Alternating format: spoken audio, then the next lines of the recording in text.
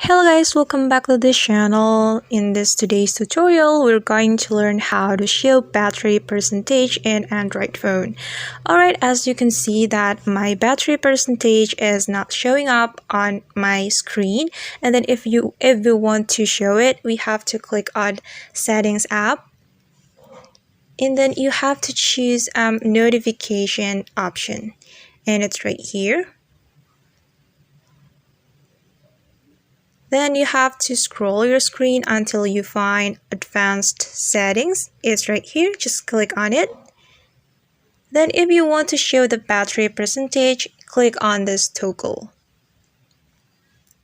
Alright, now the battery percentage has appeared in our screen, and that's how we can show battery percentage in Android phone. Thanks for watching. I hope this video will help you, and see you. Bye!